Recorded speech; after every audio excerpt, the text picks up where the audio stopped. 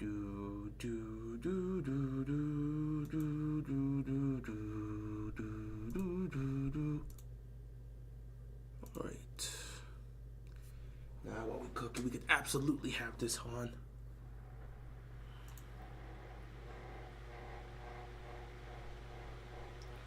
I don't know. We might have to put that in retirement. All right. Let me see here. Let me see here. Let me see here. Let me see here. Wait, go back.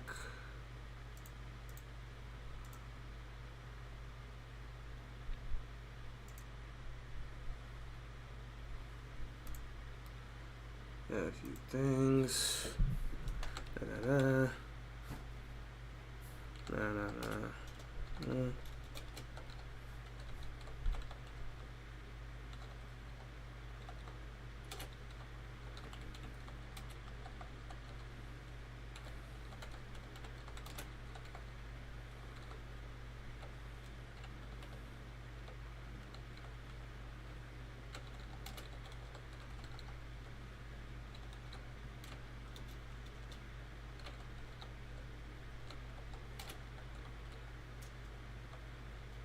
Wait. There we go.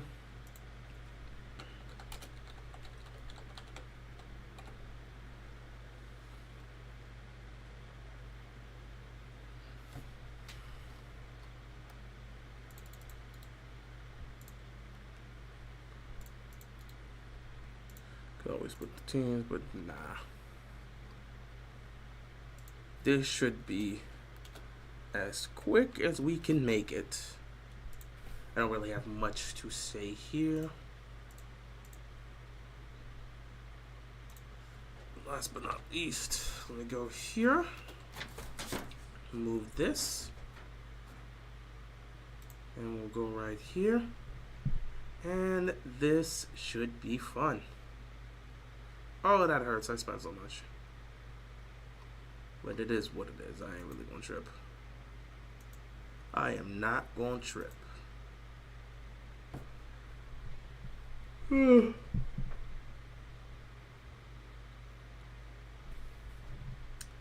Alright.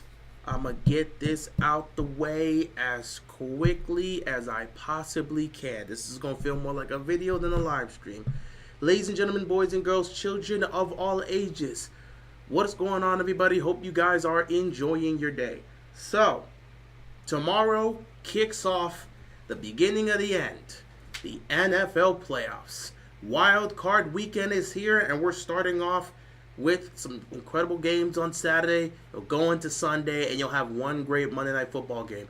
I'm hopeful that the postseason this year will be exciting, it will be competitive, and it will be a lot more interesting than some of the things we had seen last year. I hope a lot of these games are competitive. I don't want blowouts. Obviously, my team is in the competition, so as a fan of that team, I would love a stress-free postseason. It'd be amazing if they just blow out everybody, because they've been doing that for much of the year, and the Ravens have a habit of blowing out teams in the regular season, but for some reason can't match that same energy in the playoffs. Either way, I'm not here to talk about Ravens blowing out teams in the regular season. It's time to talk about some postseason football. We've got a lot of great teams here, interesting matchups. We're going to see how it's going to go. We're pretty much going to go in order from the games that will be happening tomorrow all the way to the games that will happen on Monday Night Football for Super Wildcard weekend. So let's not waste any more time. Let's get right into it. Our first matchup to kick off the playoffs, we've got the LA Chargers taking on the Houston Texans in the wild card round. Now, this is actually an interesting matchup here. You've got Justin Herbert versus CJ Stroud. Herbert's second playoff appearance of his career. Same for CJ Stroud. He was there last year. Won a playoff game against the Cleveland Browns, and then in the second round went up against the Ravens, and they dominated. So that's kind of just how things went. For the Chargers, last time Herbert was in the playoffs was 2022. They had that huge lead of 27-0 and proceeded to blow it and lose that game to the Jacksonville Jaguars. A loss that still kind of lingers over the Chargers and is something they want to put behind them and forget and move forward to get Justin Herbert his first playoff win and give themselves an opportunity potentially in Kansas City next week. So when you take a look at the matchups here, everything for the most part does favor the Chargers in this. I mean, offensively, the Texans, they're just destroyed with injuries, offensively and defensively. You know, Stephon Diggs has been gone for pretty much most of the season. He got injured halfway through the season and he was just out the rest of the season. Nico Collins was gone for a while, and then he came back. Tank Dell now suffered a season-ending injury, so that offense is not even close to being what it was supposed to be, and they're kind of just limping in for the most part, and that's the tough aspect of it. Meanwhile, for the Chargers have been relatively healthy, but it has been a battle, especially with the kind of the situation that was there with them with J.K. Dobbins suffering that knee injury against the Ravens, him missing time, and it affected their running game. Gus Edwards hasn't exactly been the best of options, and he hasn't exactly hit the way they've needed him to, but he's been relatively solid. However, what makes their run game go is J.K. Dobbins. He's been having a great year, and when he's there, the Chargers always have a chance to win. You know, their defense has been playing some great football. They can be a little bit inconsistent at times, but they've been playing some great football, and overall, with the way Jim Harbaugh has that team operating, they're going to be prepared for this wild card weekend. So home field advantage obviously goes to the Texans, but I don't know how much that's going to really help them out in a matchup like this. The weird part about this is you could see either one of these teams. You can see either one of these teams winning, because with the Chargers, we've seen them blow games they shouldn't blow. We've seen them lose in circumstances they shouldn't lose. Games that they've had control of, even this year, games that they've had control of, they've ended up coming nearly to blow it. The game against the Bengals, they had control of that game and then nearly blew it. They almost lost that game. So they still tend to have a habit of, you know, getting that lead early on, somewhat getting lax, making mistakes in the worst possible situation, and losing a game they shouldn't lose. It's still happening here with Jim Harbaugh, but it's not happening at a high rate. So I don't know if that's something you should expect to see. Justin Herbert is playing some of the best football in his career, despite not having the best of weapons to work with. So I think offensively, the edge kind of goes to the Chargers, even though they've had lesser talent. I think Ladd McConkey has been doing a great job for them on that aspect. If Quentin Nelson could just be consistent with catching the football, you'd have another reliable target, but that's kind of the case. I would sit back and say, I would look at this and say the edge is going to go offensively to the Chargers. Defensively, I feel like it's kind of a stalemate, because even though the Texans have suffered a lot of defense, their defense is the primary reason they're in the playoffs in the first place. Their offense has been very, very iffy, especially with the injuries that have kind of taken away from it. C.J. Stroud has had his struggles this year, so the defense has had to do a lot more. And there's been games where the defense has been the primary reason they've won. One of the main examples was against Buffalo. If the defense does not perform that way against Buffalo, they probably lose that game. So the defense has done good enough to help them get in this position in the first place. But the same thing could be said for the Chargers at times, because when the Chargers offense was stagnant with Greg Roman's system, the defense had to carry the load. So I feel like it's about a stalemate, but I'm going to have to give the edge once again to the Chargers. I think overall in this matchup, the Chargers just have the huge favorite. Going on the road doesn't mean much for them, because, I mean, they play at home and it already feels like a road game for the most part. So I just look at this as a moment for Justin Herbert to get his first ever playoff win, and I think it's going to be in Houston with the reeling Texans team. So I'm going to take the Chargers in this one. We'll see if C.J. Stroud and the others can kind of find their stride, but I just feel like with the way the Chargers have been playing football over the last few weeks, they're primed and ready for this moment. I think Justin Herbert is going to be able to put on that type of performance that he needs to in order to get them a playoff win and potentially take them to Arrowhead next week. So I'm going to pick the Chargers. Next up, we've got the Ravens and the Steelers. Pittsburgh coming back to Baltimore to take on the Ravens in an AFC North matchup.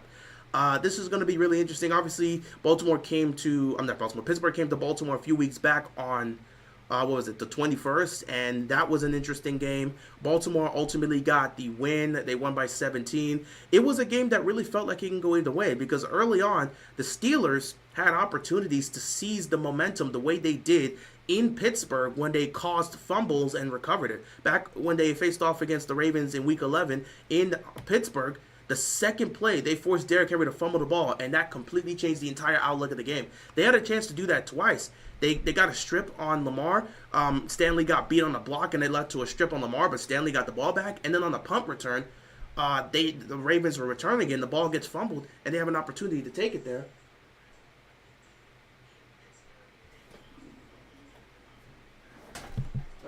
Okay. They have an opportunity to take it there, but they ultimately aren't able to get the football. Sorry, I was hearing some sounds back there, but they aren't able to get the football for the most part. And the game was a lot closer than you think. Russell Wilson had a chance to give the Steelers a lead, and Ardarius Washington knocked the ball out of his hands, caused a fumble, and the Ravens were able to recover. The game was a lot closer. Ravens had opportunities, but the Steelers were never too far away. This is a divisional matchup against a tough divisional rival. Pittsburgh always plays Baltimore close, and it's always a close affair. So I don't think this is a situation where you look at it and think it's going to be a blowout for the most part. It will be a lot closer. Advantage-wise, obviously goes to the Ravens. They have the better quarterback. They have the better offense. They have the better defense. But because of this being a divisional rivalry and how Pittsburgh has always played Baltimore tough, and for the most part, has gotten the best of those matchups, this is going to be a much closer game than people believe it should be. Because I've seen a lot of people assume that this is just going to be a blowout. I don't believe it's going to. I would hope as a Ravens fan it's a blowout, because that would be a great way to send a message for your first playoff game here, trying to send the message that we're different compared to last year and we're going to handle business. Not to mention the team that has had your number and is a divisional rival that's played you tough. You go out there and dominate them in a playoff game, that will mean a lot. The last time the Ravens and Steelers played a playoff game was 2014. We actually went to Heinz Field during that time. I remember Le'Veon Bell was hurt, so he didn't play. Ravens were able to get the win. Terrell Suggs had an interception that he caught between his thighs. And, Baltimore was able to beat Pittsburgh. Ben Roethlisberger actually he nearly got a concussion, left the game, came back, and then threw a pick. So that was interesting. But, yeah, Ravens were able to get that win in Wildcard weekend. They headed to New England, where they blew 2 14-point leads, but we don't need to talk about that. Anyway, that's the last time the Ravens and Steelers have matched up in the playoffs. It's been a few other times the Ravens have matched up in the playoffs with the Steelers. 2010 in the division round, which was also in Pittsburgh. The 2008 AFC Championship game, which was, again, also in Pittsburgh. Still don't like that game. That's probably the worst game I've ever watched as a fan of this team. Troy Polamalu picking off Flacco still hurts me to this day. But yeah, we've met up with these guys a few times in the postseason. So this is just another episode in the rivalry. And I expect Baltimore to answer the call. They've talked about wanting to redeem themselves for the AFC Championship game lost last year, where they felt they should have been able to beat Kansas City. You had them in your house. You were seen as the better team for much of the year. You should have been in the Super Bowl. You messed up. They have to work their way back there to take on the Chiefs this time, and it'll be in the Arrowhead if they can get there. But they've got to work their way through there, and it starts with handling a Steelers team that has played you tough. And if they're not able to answer the call, they'll go home. That's just the playoffs. It's one and done. So I think the Ravens will be able to answer the call. They beat this team the last time they came to Baltimore, and I believe they're going to do it once again. It won't be a blowout, but it will be a win for the Ravens. So I'm going to take the Ravens in this matchup, and we'll go from there. Moving on to Sunday, we've got the Denver Broncos heading into Buffalo to take on the Bills. This is an interesting matchup here because you've got a rookie quarterback in Bo Nix with Sean Payton as the head coach going into Buffalo to take on Josh Allen, the Buffalo Bills. A unit that hasn't actually lost in the wild card round. Every year they've been in the playoffs, they've won in the wild card round. So this is a situation that's actually going to be really tough because I feel offensively, no question, the edge goes to Buffalo. Josh Allen putting up an MVP year. He may end up winning the MVP. His offense has been great. They've been well balanced with the passing attack, utilizing everybody. With Coleman, with Shakir, with Amari Cooper, everybody in that offense, they've been very balanced. And then utilizing the run game with Cooks, who's been doing a great job. So I feel like offensively, they work a lot more better and know what they want to do, as opposed to Denver, who can get stagnant at times. And of course, Bo Nix is still a rookie, so he's still trying to learn. I just like them more offensively. Defensively, I actually do like Denver in this one. And I think because of Denver's defense, this could actually be a lot more closer than you think. Denver's defense really plays teams aggressively, and it's not the easiest of opponents to deal with. Don't forget, this team almost beat Kansas City in Kansas City. That defense was able to get to Mahomes and put a lot of pressure on them. This is a really tough matchup, and I feel like if Buffalo is not careful, this is a team that could go in there and beat them. Now, again, offensively, I expect Josh Allen to do his thing, but he's going to go up against a tough defense. I'm not keen on the Bills' defense. They feel like the same Bills' defense that has disappointed the team as a whole in the last few postseason chances they've had. I don't like the defense. They're a middle-of-the-road team when it comes to stopping the run. That could ultimately be their downfall. I just don't like the Bills' defense. They're good. They're really solid, but they're not what they need to be if this team's going to go on a run, which is why it feels like you have to heavily lean more on Josh Allen and the offense to deliver to kind of make up for what the Bills' defense would have to do at times. I still think the Bills' defense can make plays. They're good at getting to the quarterback, and they can create turnovers, but I'm just not fully comfortable with Buffalo's defense. I just like Denver's defense in this matchup more than I like Buffalo's defense. So I think the key matchup is Buffalo's offense versus Denver's defense, and we would go from there to see how it's going to match up. All in all, I just can't see Josh Allen losing in the wild card round, and I can't see the Buffalo Bills losing to a rookie quarterback. It's going to be a lot more of a tougher game than you think it's going to be. Denver's not going to lie down. This is a very tough team. Sean Payton is very aggressive, and he's going to go for it in moments he feels he needs to go for it, so it'll be a lot closer than you expect it to be, but I'm still going to pick Buffalo to win this game. Next up, we've got the Green Bay Packers and the Philadelphia Eagles. This one feels like a toss-up because Jalen Hurts, for much of the last 2 weeks, has been in concussion protocol, but he has cleared it. He's good to go. He's expected to play on Sunday. The problem is he hasn't played football in a while, and I have no idea how Jalen Hurts is going to look. We've talked about this. The biggest weakness on the Philadelphia Eagles is the quarterback. It's not that we're saying the quarterback situation is bad or Jalen Hurts is not good. We're saying that Eagles team is so great and so talented that their quarterback kind of holds them back at times when he's not able to play at the highest of levels. When Jalen Hurts plays at the highest of levels, you can't beat Philadelphia. But when he has times where he struggles, he's not getting the ball to A.J. Brown or Devontae Smith, that can be problematic. So I feel like that aspect can make it potentially dangerous for Philadelphia in a game like this. On the flip side, everything's gone wrong for the Green Bay Packers. You come into the playoffs losing a game against Chicago, a team that hadn't beat you in, 5 years? That's kind of tough. But it's not about the loss that matters. It's about what happened in the game, which led to the loss. You lost Watson for the year. Jair Alexander is not coming back. He's out for the year. That's your best defensive player. And then you get your key weapon, or one of your key weapons offensively, and your best defensive player gone.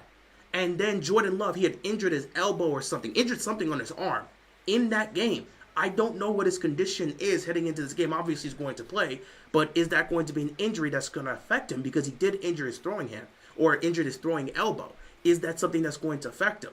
These two teams played in week one, and it was a game that came down to the wire, and both Green Bay and Philadelphia, they exchanged turnovers. So it could go either way. It's going to be very tough. I don't exactly know how this is going to go, but I think it's going to come down to the run game for both sides in terms of who's going to execute running the football more effectively. And in this case, it's Saquon Barkley versus Josh Jacobs. And Saquon's been the best running back in football this year. Josh Jacobs has been the third best running back in football, arguably. And both of them have been having incredible years. So I think it's going to come down to that. Defensively, it's not even a competition. Philly's defense is just much better than Green Bay's defense. Just like Buffalo, I don't trust Green Bay's defense. I haven't trusted Green Bay's defense since they won the Super Bowl in 2010. I mean, that defense has consistently failed to get it done in the biggest of moments. And nothing has changed. Whether Aaron Rodgers is there or Jordan Love is there now, it's been a defense that has folded in the biggest of moments, and I don't trust them. And with Jair Alexander out, that is a huge, huge loss. And it makes me trust that defense even less. So I'm taking Philly in this game. I'm taking Philly in this game. I think having the better defense will allow them to be able to match up better against Jordan Love. That Packers defense is very concerning. If they allowed Caleb Williams to be able to march down the field and lead a game-winning drive, what's to stop Jalen Hurts and the Eagles to do that consistently against that defense that did struggle against Chicago last week? I just don't trust the defense of Green Bay, and that's where my problems lie with the Packers. If their defense was more consistent, if it was closing out games more consistently, I can overall trust it. But I just don't trust Green Bay's defense. And that's the biggest problem with Green Bay. Their defense has always held them back in the postseason, and I feel like it's going to do it again.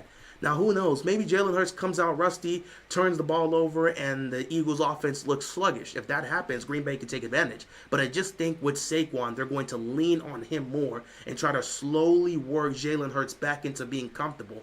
Meanwhile, for Jordan Love, he's gonna be dealing with that Eagles defense, and they're ready on all phases, stopping the run, stopping the pass. It's gonna be tough for Green Bay. So I'm gonna take Philadelphia in this matchup. Next up, we've got the Washington Commanders taking on the Tampa Bay Buccaneers. This is going to be one of my favorite games to watch because just like Green Bay and Philadelphia, Washington went to Tampa Bay to start off the season. Week 1, Washington was in Tampa Bay. It was a very ugly game for Washington. Obviously, it was Jaden Daniels' first game. Rookie year, first game of the season, it didn't go well. This defense itself wasn't playing well at all. Baker absolutely cooked that defense. They lost by 17 to Tampa Bay in week 1. Everything wasn't looking well. And hell, Washington's offense itself, they didn't even have an identity in week 1. So I feel like this is a game that's going to be a great litmus test for the Commanders to see how far they've come from week 1.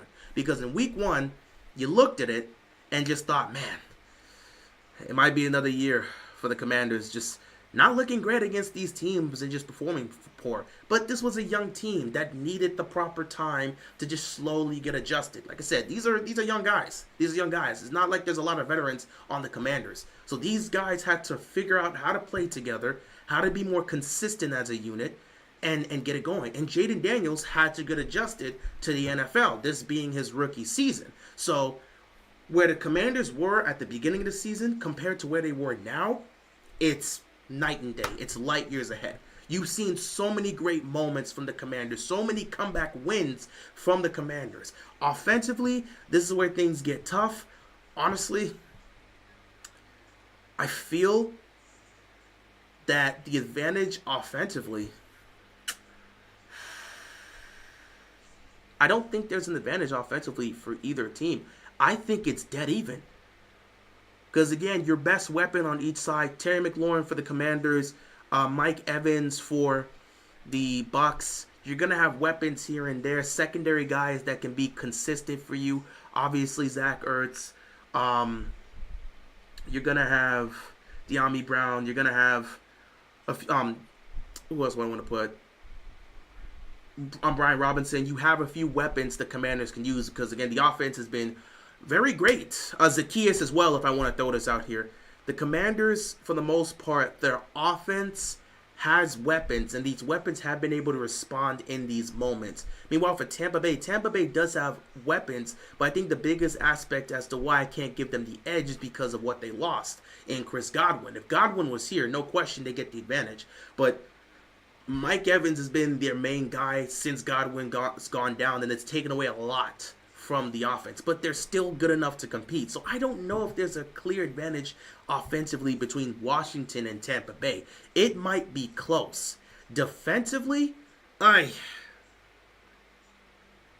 Bay's defense is not great.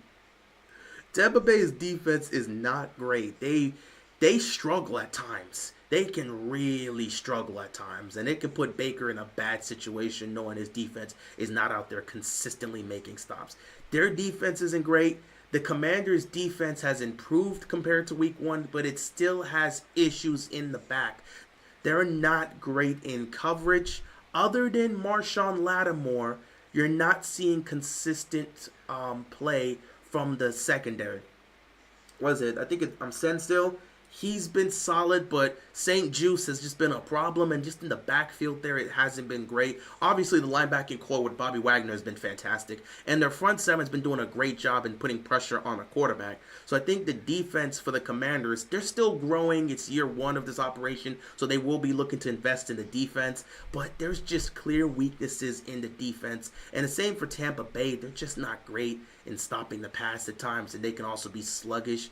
I don't know if we can give an edge here in terms of who's been more consistent, just based on how the numbers have looked for the most part.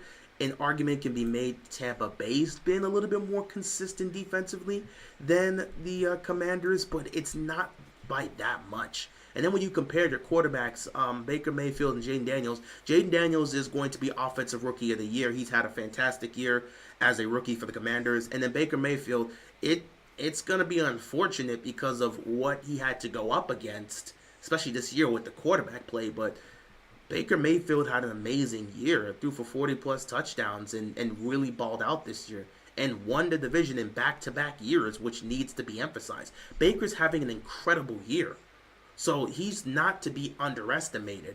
This is a team that came to Tampa Bay in week 1. Baker dropped 4 touchdowns on their head, and they lost by 17. I am ready to see them answer the call. I feel like this is a game that can go either way. And of course, we're all looking forward to the matchup of Mike Evans versus Marshawn Lattimore, because we know that's going to be the assignment, and that's going to be a very heated battle. So I can't wait to see how that's going to go down for the most part. It's a tough one, man. It's a really, really tough one to see. But I've watched the Commanders all year showcase the improvement and just make magic happen. To be fair, a lot of the magic they've made happen has been at home. But I just feel that the Commanders are going to showcase how much they have improved compared to week 1. And this will be the game that will showcase it. A team that beat them in week 1 by 17, they have an opportunity to show how much they've grown and how much they've improved. I'm very concerned about the Commanders' defense in this game. I'm incredibly concerned. But I trust in the Commanders' offense to be able to match that output, something they weren't able to do in week 1. And I believe they will show up here. The Washington Commanders have not won a playoff game since 2005. I'm hopeful they can win a playoff game here. It's been 20 years since they won a playoff game. And the funny part about it is, the last time Washington won a playoff game, it was against Tampa Bay, in Tampa Bay. So the last time you won a playoff game was against this same team in that same stadium. Let's see if history repeats itself. I'm taking the Commanders. I feel like they will answer the moment. I feel like they will leave this season with at least a playoff win to showcase the most successful season they've had in a long, long time. And you can use that as building blocks to prep yourself up for whatever is going to happen. Because if they do beat Tampa Bay, there's a good chance they're probably going to go to Detroit. And I don't think they're going to match up well against the Lions, who are the best team in the conference. But that's a different conversation. Let's at least get to that point and see where they go from there. You at least give them a shot. But against Tampa Bay, I think they can answer the call. And I think Jaden Daniels will be able to answer the call, deliver once again. It'll be a close one. Probably in a shootout because I don't trust either defense. But I think the Commanders can get the win here. So I'm going to take the Commanders getting it done on the road here. Okay, last but not least, in this playoff race, we've got Minnesota taking on the Rams. Now, due to the fires that broke out in LA, this game has been moved to Arizona. So this is going to be a game where there really is no home field advantage for either team. How do we rate this one? Because this one's a toughie. The Minnesota Vikings have played fantastic football. They have played well enough to be sitting here as the number 1 seed. The Minnesota Vikings are 14-3. And they're playing in the wild card round because Detroit beat them head-to-head and got the 1 seed. That is unfortunate. Imagine having a 14-win season and you've got to play in the wild card round because a team in your division just had a better season than you and then beats you head-to-head. So they got to go on the road instead of having home field advantage. That just hurts. Minnesota has been great all year. Their losses have pretty much come in the hands of divisional rivals for the most part. So, and Tampa Bay, surprisingly, or was it Tampa Bay? It was one of their losses for the Vikings. Obviously, the 2 losses happened to be, oh, this changes everything. I did not realize this. So the Minnesota Vikings have 3 losses on the season. 2 of those losses are to the Detroit Lions, who are in their division and won the conference in the 1 seed. The other loss the Minnesota Vikings have, it was to the Los Angeles Rams. So the team that beat them in the regular season, they're going back there to play them. This changes everything. I didn't realize that the Rams were that third loss. So this is a team that's already played you head to head and beat you head to head. That makes it a whole different case here. Because I was getting ready to come in and say Minnesota probably just has the advantages here. But the Rams have played this team. They know how to play this team. And they've already demonstrated in the regular season they can beat this team. This becomes an entirely different conversation. So offensively, the advantage offensively should go to the Minnesota Vikings because they've got weapons everywhere. Obviously Justin Jefferson, obviously Jordan Addison, obviously with Hawkinson, obviously with Aaron Jones. They've got weapons everywhere. But at the same time, so do the LA Rams. I mean, they've got Cooper Kupp, they've got Puka Nacua, they've got Demarcus Robinson, they've got Kyren Williams. They've got weapons too. And when those weapons show up, they can be lethal. The Vikings have clearly shown that those weapons can be effective against their defense. This becomes very interesting.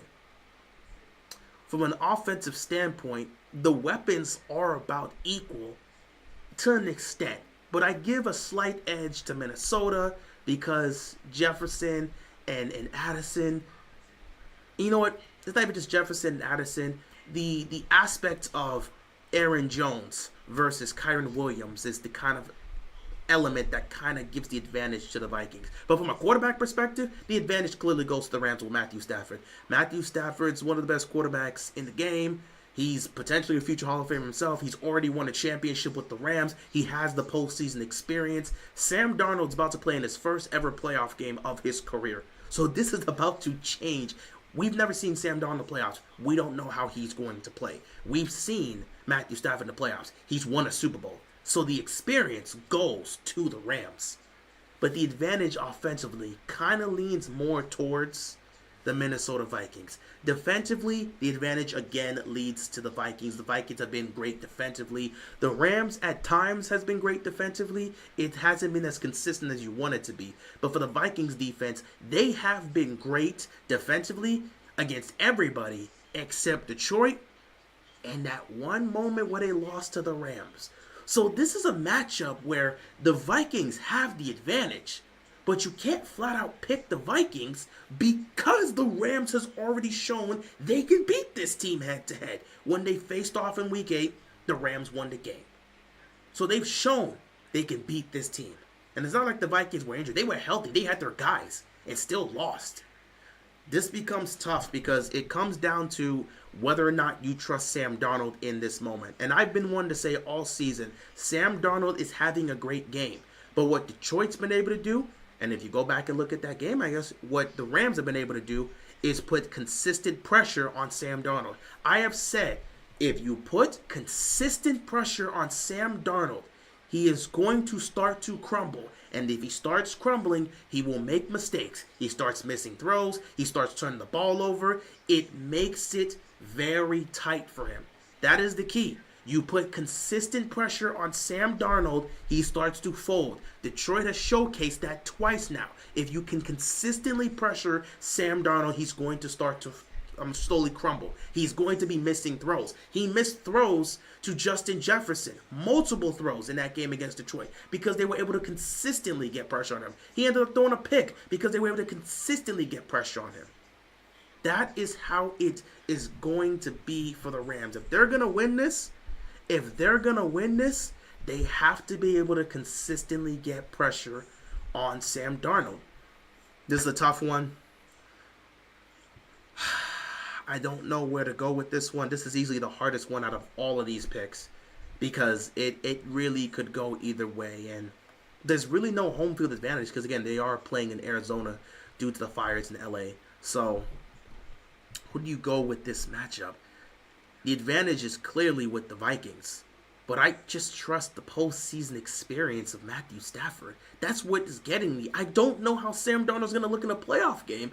I'm so reluctant to pick the Vikings because I don't know what Sam Darnold's going to look like in a playoff game. Is he going to answer the call or is he going to crumble under the pressure? I've seen Matthew Stafford in postseason. I know he can play well. He won a Super Bowl. So it's so difficult for me to pick the Vikings, even though they clearly have the advantage. But the experience of the Rams in this moment makes it so difficult. And I've said, if you put pressure on Sam Darnold, you can get to him. The formula is there. And this is a team that's already beaten the Vikings with Sam Darnold being the quarterback. Ah, God. You know, I need an upset alert here. I don't even know if this will be seen as an upset because a lot of people look at Minnesota and constantly say this is a team that could easily just fumble and just lose in the playoffs like they've done before. And we've made those comparisons too, because Case Keenum had his best season of his career in 2017 and took the Vikings to the NFC title game. They got crushed by the Eagles there, but he took them to the NFC title game. Kirk Cousins left Washington, signed with the Vikings, and for 4 years put up borderline elite numbers and won a playoff game. But when it came to some of these tougher matchups in the playoffs, Kirk Cousins was nowhere to be found. And eventually, it ultimately led to him being just replaced. And now you got Sam Darnold here, who, again, was not looking great with any other team, comes here, and the first year he's there playing as a starting quarterback, he has the best season of his career. But do I trust that for the playoffs? I don't know. I'm all about experience in the postseason, and I feel like if you haven't been in these moments, especially this late in your career or this many years into your career, I can't actively assess what you're going to do. Matthew Stafford's been in these moments. Sam Darnold has not. I don't know if I can pick the Vikings because of that. I'm going to go with the upset here. I think I'm going to take the Rams. The Vikings have all of the advantages from a talent perspective and just edge out the Rams offensively and defensively, but the best team doesn't always win in the playoffs. Trust me, as a Ravens fan, I know that. The best team doesn't always win the playoffs, and experience absolutely matters. So I just feel that the experience from Matthew Stafford being in these moments, not to mention their offense being nearly as comparable as the Vikings offense, and the Vikings defense at times showcasing weakness, which we saw against the Lions. I don't know, man. I don't know. It's the one that gets me. The Vikings have the clear advantage. I would not be surprised if the Vikings win this game. But it's hard for me to pick Sam Darnold to win a playoff game when I have no playoff experience to look at. One guy has won a Super Bowl as quarterback. The other guy has never played in a playoff game. And we know the playoff game, when it comes to the playoffs, the intensity rises. And I don't know if Sam Darnold is going to answer the call. Now, maybe his team uplifts him and they do all the work for him. I could see that happening. But I just cannot convince myself to pick Sam Darnold to win a playoff game when he has zero experience and he's going up against a guy that is made in this moment. Matthew Stafford went toe-to-toe with Tom Brady in a playoff game and got the best of him. I can't pick against that. I can't. I don't think the Rams are going to go on to win the Super Bowl. I'm looking towards Philadelphia or Detroit to potentially at least get to the Super Bowl, but I can't pick Sam Darnold in the playoff game. The Vikings are the better team. The Vikings are the clear better team. They've got the better offense. They've got the better defense. You can argue they've been coached better this year, but I just cannot pick Sam Darnold to win a playoff game when I have nothing to work with. I've got no evidence that he could play well in this game, and that's what scares me. Maybe the Vikings win, but I gotta pick the Rams. I need an upset pick. I need a clear upset pick. This is my upset of the week. The Rams are going to take care of business against the Minnesota Vikings. And the unfortunate part is, I don't think a lot of people would be surprised considering the fact that you've already seen the Rams beat the Vikings in the regular season. And people already expect the Vikings to collapse in the playoffs, so I don't think too many people will be shocked. I hope the Vikings win. I hope Sam Darnold plays well. They are the better team, but the better team doesn't always win in the postseason. So I just got to go with the Rams, man. I don't know what Sam Darnold's going to do. I've been thinking about this the last 2 days, but I cannot convince myself to pick Sam Darnold when I have nothing to work with in the playoff game. It's the same reason why, despite the Broncos' defense being great, I can't convince myself to see Bo Nix go into Buffalo and win a playoff game. I just can't. I just can't. I really can't. I just can't. It's very difficult, especially because you're going up against one of the best quarterbacks. The only lenience I can give you was Tampa Bay and Washington, because it's not like Baker's seen as this highly top-tier quarterback that's just got it done all the time in the postseason. He can be very, very streaky himself, and there's been plenty of moments where he's been that this year. So at least you feel somewhat comfortable with that pick and seeing the Commanders potentially pull off the upset there. But with Buffalo and Denver, I can't make that pick. It's got to be Buffalo. And with Minnesota and LA, I cannot choose the non-experienced playoff quarterback over the guy that went toe-to-toe with Tom Brady, beat him head-to-head, and went on to win a Super Bowl. I just can't. If Matthew Stafford puts up a stinker in a playoff game, by all means. Vikings, shout out to you. You get the win. Good on that. But I just can't pick Sam Darnold, guys. I can't. The Vikings are a better team. I think they could win this game, but I just can't pick them. I cannot. I'm sorry. Playoff experience matters. We've seen it. Playoff experience absolutely matters. So, we'll just have to see. Anyway, guys, those are my picks for Wild Card Weekend. Just to recap, I picked the Chargers over the Texans, the Ravens over the Steelers, the Bills over the Broncos. I picked the Eagles over the Packers, the Commanders over the Buccaneers, and the Rams over the Vikings. So we'll see how this ages. Hopefully the guys I pick get the win, especially with Baltimore and Washington. Hopefully they get the win. But we'll just have to wait and see how things go. Anyway, that is pretty much it for my Wildcard Weekend picks. I will take a look at some of you guys' comments, and then I'm going to head on out of here because it is 12:17 a.m. It has officially reached game day. We are officially at game day. The Ravens take on the Steelers today. Now, of course, it'll be 8 p.m., but we have officially reached game day. It should be interesting to see how this goes today. But those are my picks. I'll read some of your comments, and then I will head on out of here. What's going on, Nicholas? Longhorns lost, and soon the Texans is going to be sitting on the couch along with the rest of them. Man, the Texas Longhorns, they lost today to Ohio State. Ohio State's going to the national championship to take on Notre Dame, and it's unfortunate for Texas. It is what it is. What's going on, D? Bucks got a bye week in Washington, and the Chargers got a bye week in Houston. Don't agree, but we'll see how things go. If we lose this game, do you think the conversation for Harbaugh will officially be started? It's been happening for years now. I think people have talked about Harbaugh's job potentially being on the line if the Ravens can't get it done in the postseason. What's at least helped people ease their opinions on that is the fact that the Ravens got to the AFC title game, but they also blew it against Kansas City, a game they should have won. So now you come back into the postseason, and again, I have to emphasize this. What makes this year different from previous years is Baltimore's faced off against every team in the AFC. They've played Kansas City this year. They've played Buffalo this year. They've played LA this year. They've played Denver this year. They played Pittsburgh twice, and they've played Houston. They beat all those teams except Kansas City. So it's not like they're going up against an opponent they haven't seen before. They've faced off against everybody in this AFC bracket. So if they can't win, it's going to be an indictment on the head coach because you beat these guys in the regular season. The only game you didn't win was against Kansas City. So at the very least, people will sit back and say you should at least get to Arrowhead for the AFC title game, assuming Kansas City gets that far, which they're 15-1. I would assume they get that far. So anybody other than Kansas City potentially knocking you out, it will be a bad look. And even if you get to Kansas City, you got to prove you can beat them. You had a chance to beat them last year. You failed. Is this the year of redemption? We'll have to wait and see. But, yeah, if they lose round one to the Steelers when they were in the championship game last year, yeah, Harbaugh's job would potentially be up for discussion.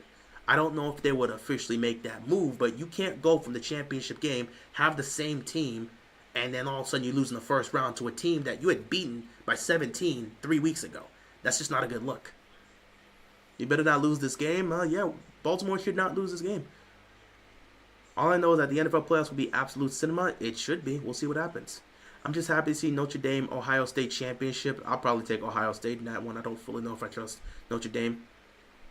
If we lose, I don't want to hear Harbaugh's name unless his fired is followed. Again, I don't know how that would go. If they lose, it's not going to be a good look for Harbaugh as a head coach.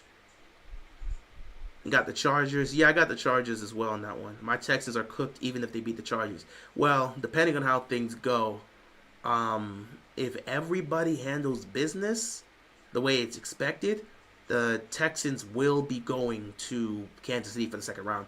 But if an upset happens, like let's just say Bo Nix somehow beats the Bills, then Houston goes to potentially Baltimore, which also wouldn't be a good... Dang, actually, no. Huh. Yeah, I don't think the path for the Texans is good either way.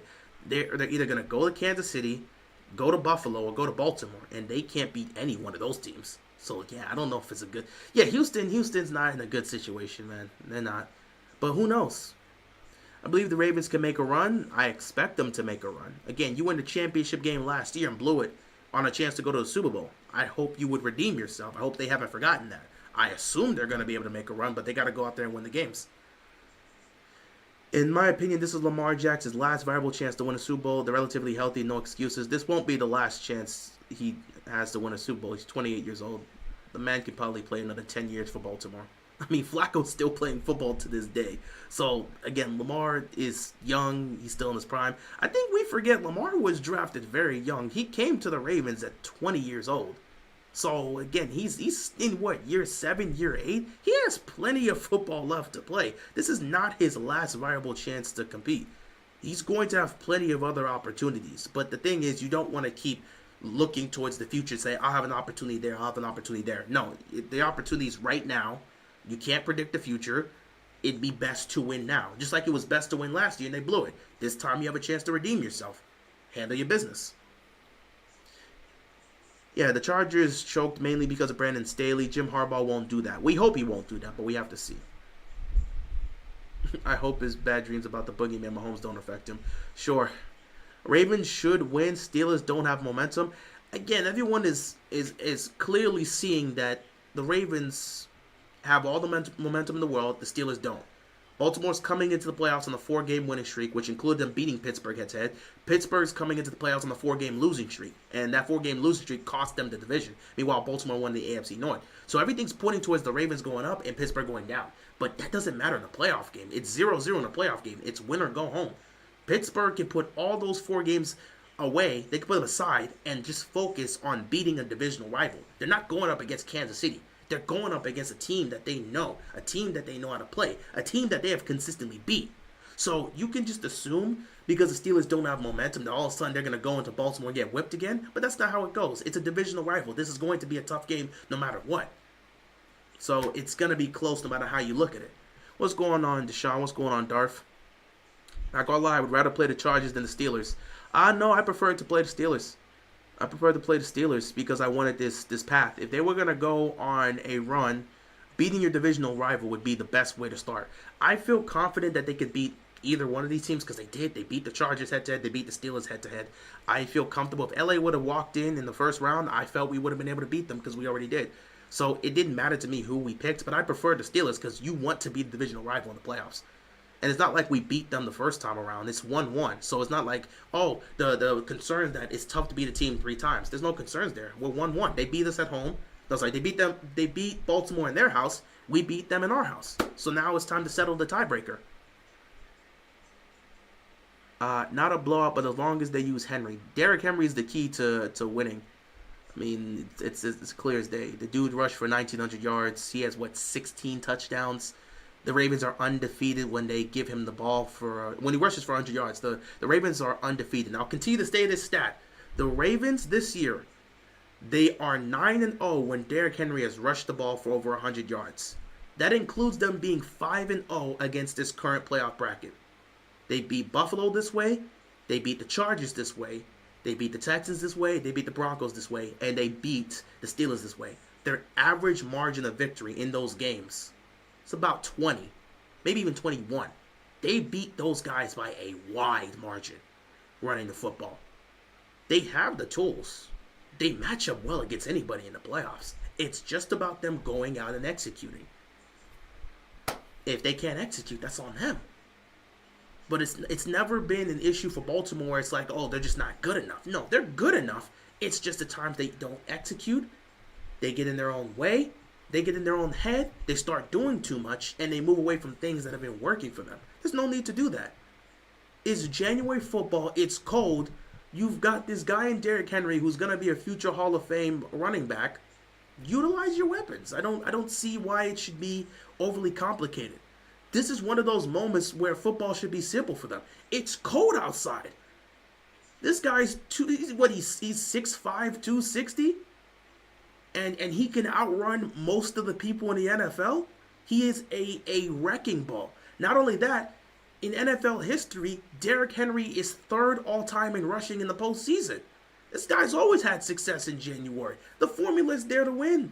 If Baltimore can't do the common sense thing of just handing this guy the ball and letting him go put that pressure on the defense to try to stop him 20, 30 times, something that no team has showcased they can do, then I don't know what to tell you. The formula is simple for them to win. If they follow it, they should be able to win. If they decide, let's not run it, let's try to go up against the cold elements and throw it 40 times, they lose that game, it's on them. But the formula to win is clearly there. I want to see Buffalo go all the way, hopefully. I don't want to see Buffalo go all the way, hopefully. I want to see Baltimore go all the way, hopefully. And I hope we see Buffalo in the second round. We got to handle business tonight, but I hope we see Buffalo in the second round if we handle business against the Steelers. You're picking the Broncos with a spread? Hey, let's see how it goes. Denver's defense has the advantage. Buffalo's offense has the advantage. Will be a matchup that decides it, in my opinion. That is true. For the Eagles and Packers, whoever runs better, Saquon or Jacobs, and whoever does better, Love or Hurts. I mean, it comes down to the quarterbacks in a lot of these games. So, yeah. Man, I hope we go Henry early. I hope we get Derrick Henry going early. That's just a smart thing to do. Hand him the ball. There should be no... It's going to be cold tomorrow. I mean, I ain't got to worry about that, but it's going to be cold tomorrow. It's the elements you're going up against. Nobody's going to want to tackle this dude 30 times in the cold in January. No one's been able to do that in previous years when he's been in the postseason. Utilize this Hall of Fame back that you've got. It's not difficult. It's very simple. Teams know what we're going to do. They just can't stop it. So lean on that. Wear the defense down and take shots when appropriate. Complimentary and patient football. That's all they need to do in the postseason. They make things overly complicated, which is why they constantly get in their own way. If they just simplify things, they could beat anybody. We could have beat the Eagles if Tucker had his legs. Tucker missing those kicks was unfortunate. But since we come out of the bye week, he hasn't missed any kick. I like Baker Mayfield, but I wouldn't be surprised if Jaden Daniels gets it done this time. I expect the Commanders to get it done. I think that's where they're going to make their statement. It'll be a litmus test to show how far they've come from week one. Jaden Daniels looked way better than RG3. He actually did pass RG3 because RG3 had that rookie record of rushing yards for a rookie, and Jaden Daniels did pass it this year. So, yeah, technically, from a numbers perspective, yeah, Jaden Daniels had better numbers than RG3. And he's been healthy, so that's good on him. I feel like Offensive Rookie of the Year between Jaden Daniels and Bo Nix will come down to their final stats after the playoffs whenever they are eliminated. That's not really how it works. The votes have already been casted, so they don't decide this on Wildcard weekend.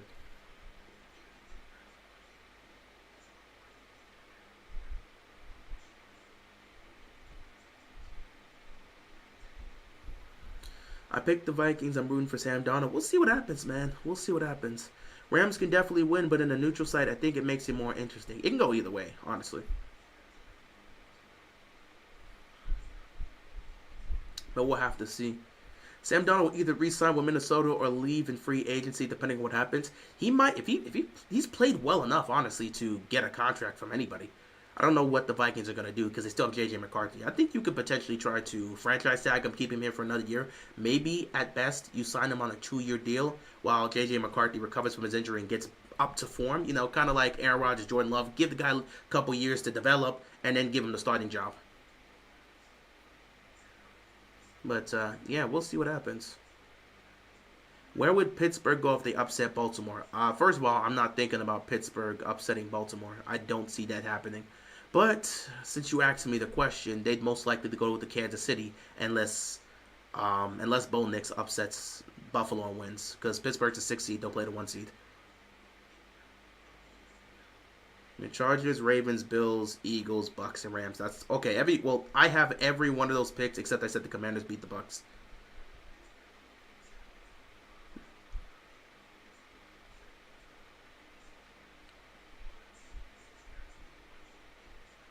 I agree with you. Ravens need to run the ball down these teams' throats and only rely on passing if necessary.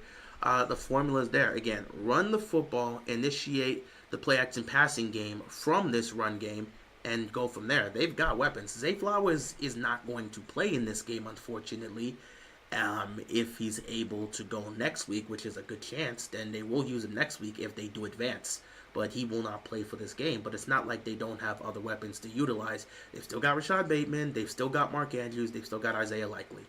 And again, even with Zay Flowers being there, the formula should have been run the football in the first place. Last time they came to Baltimore, Derrick Henry rushed for 162 yards and 2 touchdowns. So the formula to win is right there. You lean on this Hall of Fame back that you picked up in free agency, and you let him take you to the promised land.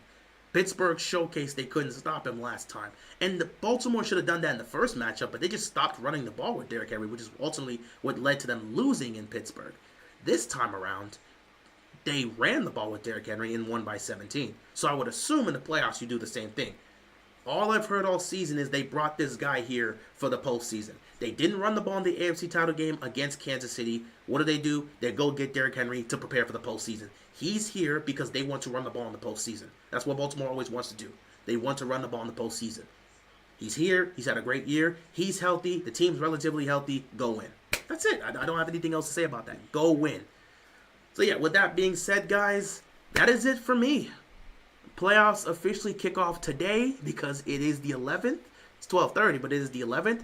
And the two games that will play today obviously will be the Chargers and Texans at 4:30 and the Ravens and Steelers at 8 p.m. So hopefully the Ravens get the win. I won't be here. I got work. But, I'll be watching from my remote location, and we'll just go from there. With that being said, guys, I appreciate you tuning into the stream. These are my predictions, and we will see what happens. Obviously, when I get home, I will be recapping the Ravens-Steelers game no matter what the result is. Hopefully, I'll recap a win and talk about what we need to do next week to win. But we'll see how it goes. It's the playoffs. Anything can happen. We'll see how those two games go. With that being said, guys, I appreciate you tuning in. I'm going to let you guys go. Enjoy the rest of your night. Be sure to stay safe, and peace out.